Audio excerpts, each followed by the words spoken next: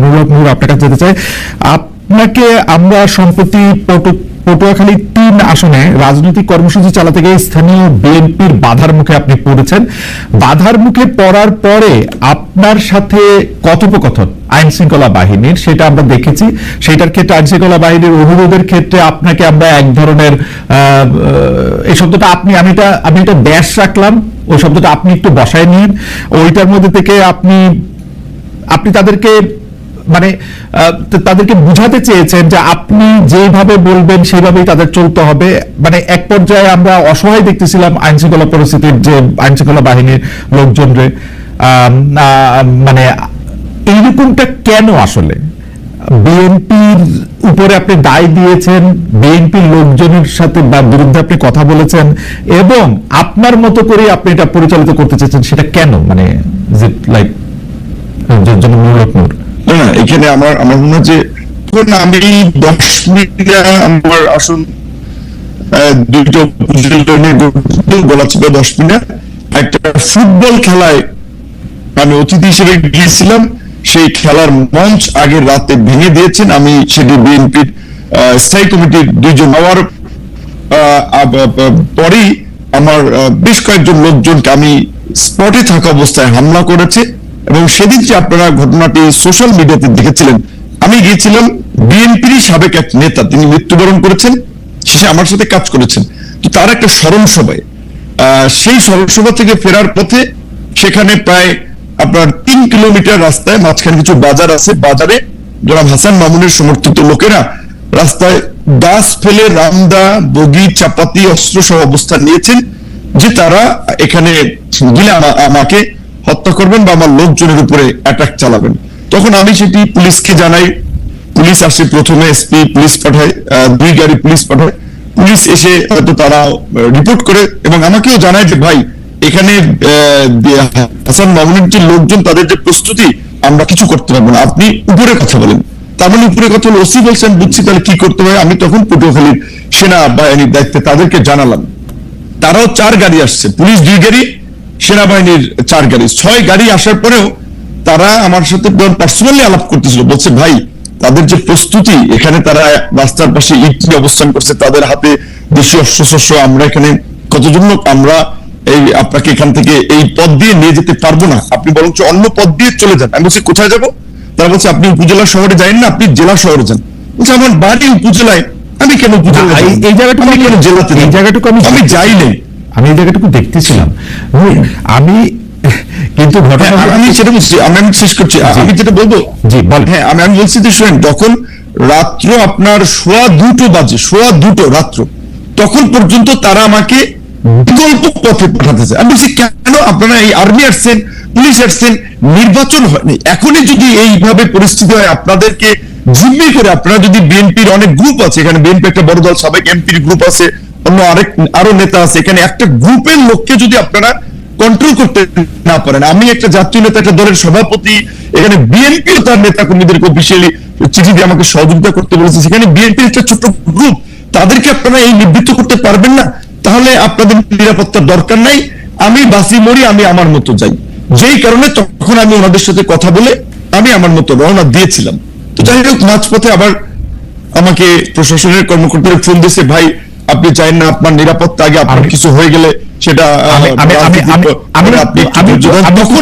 আমি একটু ছোট করে বলি নূর, যে এটা তো আপনি জাতীয় নেতা, আপনি একটা জায়গায় যাইতে চাইতেছেন, আপনি প্রশাসন বা আইন শৃঙ্খলা বাহিনীর সাহায্য চাইছেন, প্রশাসন বা আইন শৃঙ্খলা বাহিনীর সাহায্য, ওরা এসে দেখছে যে অনেকগুলি এখানে লোক সমাগম আসে এবং তারা যদি আপনাকে সেখানে এসকর্ট করে নিয়ে যাইতে হইতো বা তারা আপনার সঙ্গে যাইতে হইতো, তাহলে হয়তো অনেক হানাহানি, হতাহতের ঘটনা ঘটতে পারতো। সেইটা এড়ানোর জন্য তারা আপনাকে খুবই বিনীতভাবে অনুরোধ করছে যে আপনি ঘুরে এই রুটটা আপনি এই মুহূর্তে ব্যবহার করেন না। এইটা আপনি তখন আমাকে জেলা, উপজেলা শহর থেকে ছেড়ে জেলা যেতে বলছে, উপজেলা থেকে ওই পথটা ব্যবহার করতে না বলছে, ওই পথটা আমি কেন পালিয়ে দেব, ওই পথটা কেন আমার না, ওই পথটা আমার উপজেলা শহর থেকে আমি পালিয়ে জেলায়, আপনার কাছে আপনি আর্মি পুলিশের কাছে, জনাব নূর, আপনি কি আর্মি বা পুলিশের কাছে এই দাবি জানাতে চেয়েছিলেন যে আপনি ওইখান দিয়েই যাবেন এবং দরকার হলে 10টা 20টা 50টা গুলি করে মেরে তারপরেও যাবেন, মানে এই গত সরকারের আমলে না, এখানে তো মারামারির তো কোনো কেস না। ওনারা যদি জাস্ট সিম্পল ভাবে যদি ওদের সাথে কথা বলে বলতো যে এখানে তারা যাবে, আপনারা এখানে পথটা ছেড়ে দেন, কারণ আমার তো রোধ করার তাদের অধিকার নাই। তো একজন আপনি সন্ত্রাসীর কাছে পরাজয় বরণ করবেন, তারা আপনার রাস্তাঘাট অবরোধ করে কেন? আমি কি কাউকে মার্ডার করেছি? আমি কি সেখানে চাঁদাবাজি করতে গেছি? আমি একটা রাজনৈতিক কর্মসূচিতে গেছি, সেখানে কেন তারা আমাকে অবরোধ করবে? এটাই তো তাদের অপরাধ। আপনার কাছে কি মনে হয়েছে তারা কেন কথা বলে তাদেরকে রাস্তা থেকে সরিয়ে দেন নাই? এখানে আমি যতদূর জানতে পেরেছি তারা বলেছে ডিসি সাহেবের অনুমতি নাই।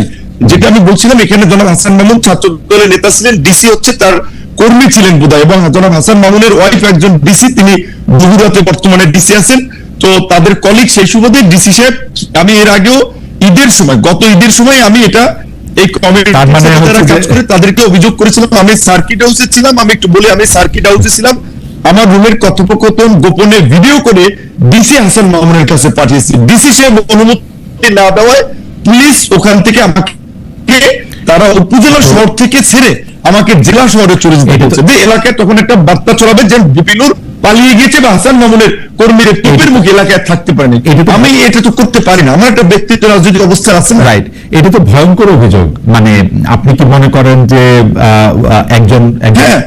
একজন মানে বর্তমানে যিনি চেয়ারে বসে আছেন, কর্মরত জেলা প্রশাসক, আপনাকে সার্কিট হাউসের রুমে আপনার অজান্তে ভিডিও করে সেটি আবার আরেকজন রাজনীতিবিদের কাছে দিয়েছেন, এই অভিযোগ আপনি করছেন, তো ভয়াবহ অভিযোগ। কিন্তু আমার প্রশ্ন হচ্ছে যে আপনি কি এখনো মনে করেন যে রেজওয়ানা, আপনি আসিফ নজরুল স্যার, উপদেষ্টা আসিফ নজরুল, রেজওয়ানা, সালেউদ্দিন সাহেব, 3 উপদেষ্টা, জনপ্রশাসনের মোখলেস সাহেবকে আমি গত ঈদে, ক্যাবিনেট সেক্রেটারিকে, সবাইকে আমি অবহিত করেছি বিষয়টি।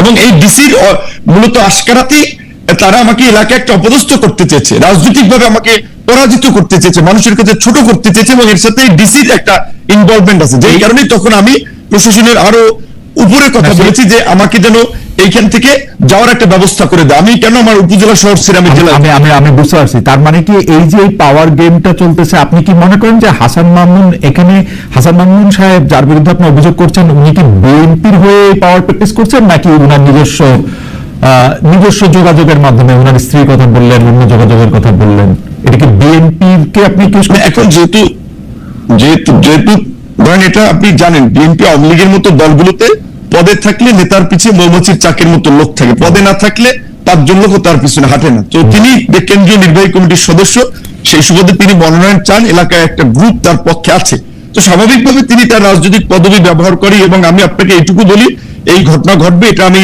যখন জানতে পারি, আমি দুপুরবেলা, আমি আপনার এখানে নাম না বললাম, বিএনপির একজন স্থায়ী কমিটির সদস্যকে জানিয়েছিলাম যে এলাকায় এই পরিস্থিতি ঘটবে এবং হতাহতের পরিস্থিতি ঘটতে পারে, কাজে আপনারা তাকে থামান, আমি আমার এলাকায় প্রোগ্রাম করতে পারবো না। আওয়ামী লীগ আমলেও তো আমাকে এইভাবে বাধা দেয়নি। এমনকি ওই দিন সন্ধ্যায় চর বিশ্বাস, আমার নিজের ইউনিয়ন, সেখানে বাজারের পাশাপাশি 2টো মিটিং হচ্ছিল, বিএনপির একটা মিটিং, আমাদের দলের একটা মিটিং, সেখানে চেয়ার ছোড়াছুড়ি হয়েছে, হাতাহাতি হয়েছে। সেইটি একটা মিথ্যা বিভ্রান্তি ছড়িয়েছে যে বিএনপির অফিসে গণ অধিকার পরিষদের লোকেরা ভাঙচুর করেছে। এই অভিযোগ তুলে গলাচিপা 10 মিনিট 2 উপজেলায় আমার 17টি অফিস ভাঙচুর করেছে, রামদা দিয়ে কুপিয়েছে, ব্যানার, ফেস্টুন, পোস্টার গুলো ছেড়েছে। আমি বিএনপির শীর্ষ নেতাদেরকে বলেছি আপনারা একটা নিরপেক্ষ তদন্ত করুন, কিন্তু দুঃখজনক এই গত কয়েকদিনও এখন পর্যন্ত একটা তদন্ত আমি দেখি নাই। কিঞ্চিত মনে হয় আপনার কাছে কিঞ্চিত মনে হয় যে আপনার প্রতি যে বিএনপির ভালোবাসা সেটা একটু কমেছে? হতে পারে, কারণ ধরেন বিএনপি আওয়ামী লীগের মতো বড় দলগুলোতে আওয়ামী লীগের সময় দেখেছেন না, একদিকে নৌকা একজনকে দিয়েছে, আবার স্বতন্ত্র আরেকজনকে দামি ক্যান্ডিডেট দাঁড় করে দিয়েছে যে তুমি যদি জয়লাভ করে আসতে পারো তাহলে ঘরের ছিলাম ওয়েলকাম। এখন একদিকে হ্যাঁ, রাজনৈতিক মিত্রতার জায়গা থেকে হয়তো বিএনপি আমাকে এই আসনে তারা সহযোগিতা করার কথা বলেছে, আবার দিকে তাদের দলীয় ক্যান্ডিডেটও মাঠে নামে আমাকে একটা বেইজ্জতি করার জন্য, লাঞ্ছিত করার জন্য বা হামলা মামলা করার একটা পরিবেশ তৈরি করেছে। আমি যতদূর জানি এটা একটা লোকাল এখানে বড় ধরনের একটা গ্রুপ এবং কেন্দ্রীয় কেউ তাকে সাপোর্ট দিচ্ছে। তো এবং এটা বিএনপির, আমি এইটুকু বলবো, টপ লিডার থেকে শুরু করে সবাই জানে। তো গত বছরের সেপ্টেম্বর থেকে এই পরিস্থিতি চলছে, সেটা তো তারা তো কোনো পদক্ষেপ নেয় নাই, তাহলে তো অবশ্যই এটা বোঝাচ্ছে যে বিএনপির কোনো অংশের সিগন্যাল ওইদিকে আসছে, এটা তো বাস্তব।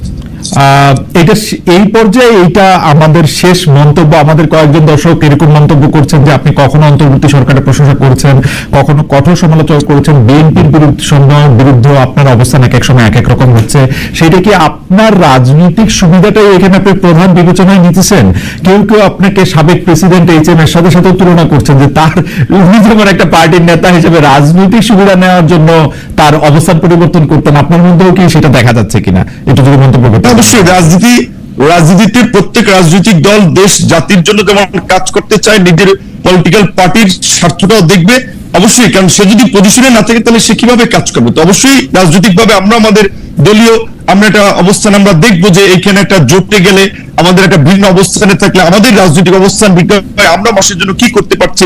আমরা শুরুর দিকে এই সরকারকে বলছিলাম যে এই সরকার 2 বছরের জন্য একটা জাতীয় সরকার করেন, 2 বছরের জন্য তারা করে নাই, যেই কারণে আমরা পরবর্তীতে সরকারকে সেই 2 বছরের জন্য সাপোর্ট দেই নাই। আমরা বলেছিলাম যে আপনার নির্বাচনের প্রশ্নে জাতীয় ঐক্যমতের ভিত্তিতে একটা নির্বাচনী রোড ম্যাপ দেন। অনেকদিন ধরে সেটা দেয় নাই, যেই কারণে বিএনপির সাথে যেহেতু আমরা যুগপৎ আন্দোলন করেছি এবং আপনারা দেখেছেন আমার রাজপথের গত 7-8 বছরের ভূমিকা অনেক প্রবীণ রাজনীতিবিদরা 70 বছরেও এই দেশে ছিল না, এইটুকু আমরা চ্যালেঞ্জ দিয়ে বলতে পারবো। সেইখানে আমরা বিএনপির সাথে যেহেতু ছিলাম, যুগপৎ আন্দোলন করেছিলাম, বিএনপির সাথে আলাপ আলোচনায় বিএনপি বলেছে দেশের বাস্তবতায় তারা ডিসেম্বরের মধ্যে নির্বাচন চায়।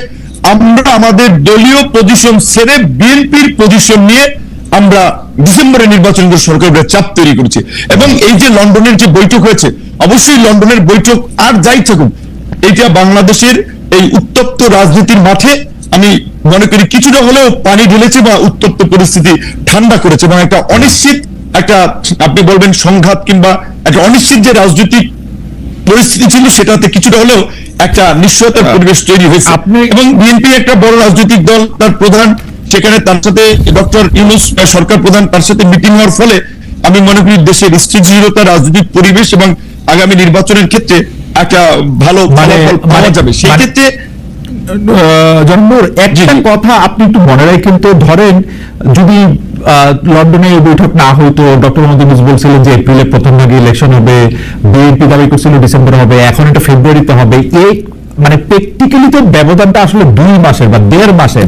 এই 2 মাস বা 1.5 মাসের একটা সময়ের ব্যবধানের জন্য এত বড় উত্তপ্ত পরিস্থিতি সৃষ্টি হতে হবে, সেইটাও বা কেন মনে হয়েছে? জন্মমূলক নূর, আমরা আপনার কাছে পরে আয়সা একবারে শুনি, একটু আমরা ডক্টর সাইমন পারভেজ থেকে ঘুরে আসি।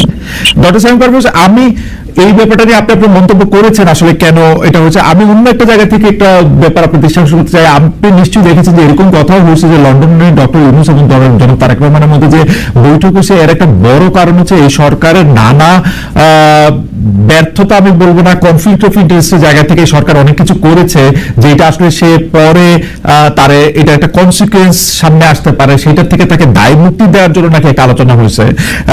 কেউ কেউ যখন আবার এই কথাটা সামনে আসছে যে ডক্টর মোহাম্মদ ইউনূসকে কাজে লাগাতে চায় বিএনপি সরকার যদি তারা ক্ষমতায় আসে, কেউ কেউ বলতেছেন যে ডক্টর ইউনূসকে বিএনপি রাষ্ট্রপতি করার ব্যাপারটাও চিন্তা ভাবনা করতেছে। এই ব্যাপারে আসলে আপনি কি বলেন? আসলে কি ওরকম করে দায় মুক্তির দরকার ছিল ডক্টর মোহাম্মদ ইউনূসের?